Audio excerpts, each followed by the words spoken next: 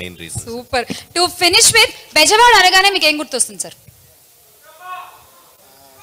Yeah obviously Kanakadurga గుడి గుర్తొస్తుంది. రాజమౌళి గారు చెప్పింది కాకుండా మీరు ఇంకోటి చెప్పాలి. బెజవాడ అనగానే మీకు ఏం గుర్తొస్తుంది? విజయవాడ ఊరు పేరు చెప్పగానే మీకు ఏం గుర్తొస్తుంది? టక్మని నాకు బ్యారేజ్ గుర్తొస్తుంది. బ్యారేజ్. ఓకే, గోపి గారు? అంటే విజయవాడ అంటే నాకు కనకదుర్గమ్మ గుర్తొస్తుంది. అది ఆల్రెడీ సార్ చెప్పేశారు. అదే నేను ఎప్పుడు వెళ్ళినా కనకదుర్గమ్మ టెంపుల్కి వెళ్తా విజయవాడ వెళ్తే. ఓకే, అనిల్ గారు మీకు? సరే, అందరూ అలా చెప్పారు కాబట్టి మనం కొద్దిగా కాంట్రవర్సీగా చెప్తాం. చెప్పండి చెప్పండి. అది నా డైలాగ్ కదా, అసలు హరీష్ శంకర్ డైలాగ్. అది పైన అమ్మవారు కిందకి అమ్మవారు. అస్సలు ఓకే అయిపోయింది.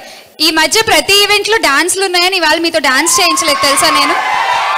అసలు ఆ టాపిక్ తీయలేదు, కానీ మీకు కావాల్సిన థంబ్నెయిల్ మీరు తెచ్చేసుకున్నారు. Okay fine.